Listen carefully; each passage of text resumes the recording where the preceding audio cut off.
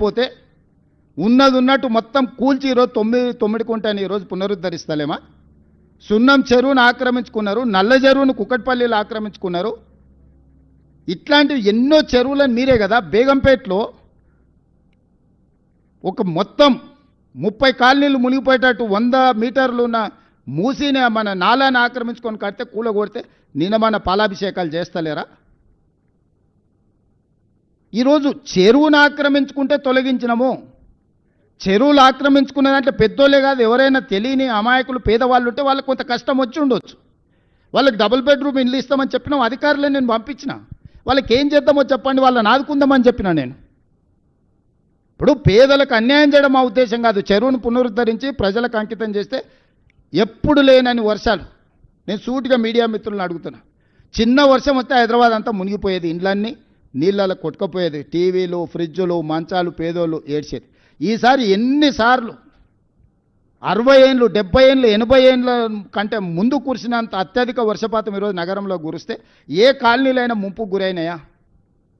ఏ రోడ్లైనా జలమయమైనవా? వాటన్నిటినీ హైడ్రాని పెట్టి ఒకప్పుడు చంద్రబాబు నాయుడు గారు వాటర్ హార్వెస్ట్ పిట్స్ అని తీసుకొస్తే నేను ఇప్పుడు వాటర్ హార్వెస్టింగ్ వెల్స్ అని 10 లక్షలు 20 లక్షల లీటర్ల నీళ్లను రోడ్ల మధ్యలోనే పెద్ద పెద్ద బావులు తయారు చేసి భూమిలో నీళ్లు ఇంకిపోయేటట్టు చేసి రోడ్ల మీదకి వచ్చే నీళ్లను భూమిలో పెద్ద బావులు తవ్వి దాంట్లలో నిల్వ చేసి భూమి గుంజుకునేటట్టు చేసిన ఇవాళ నేను.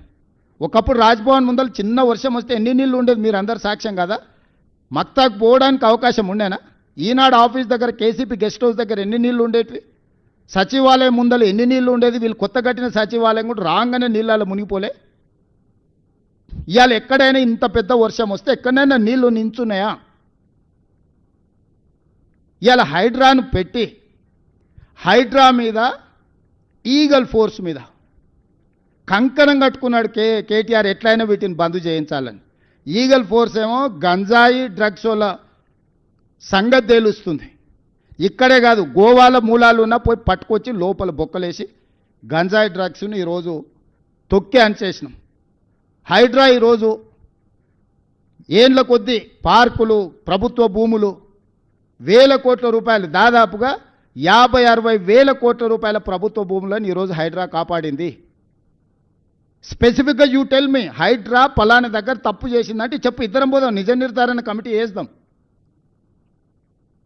వద్దా అనేది ఏంది అంటే పార్కులు కబ్జా కావాలి, చెరువులు కబ్జా కావాలి, నాలాలు కబ్జా కావాలి, హైదరాబాద్ నగరం మునిగిపోవాలి, నీ స్వార్థం నిండాలి, నీ అవినీతి సొమ్ము పండాలి. ఇదేనా జీవితకాలం? ఇంతేనా? ఎంత సంపాదించుకుంటావు?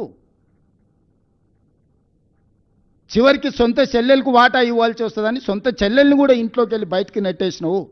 ఇంతకంటే ఎవడైనా నికృష్టుడు ఉంటాడా? పాత సామెతోటి ఉంది, కోతుల పంచాయతీ పిల్లి తీర్చిందని.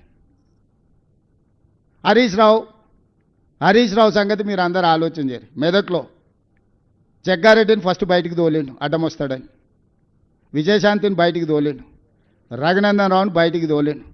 రాష్ట్రంలో దేశని చినమాలయన్ కావచ్చు, సమరసింహారెడ్డిని కావచ్చు, ఆలయ నరేంద్రన్ కావచ్చు, మొన్నటి ఈటెల రాజేందర్ కావచ్చు,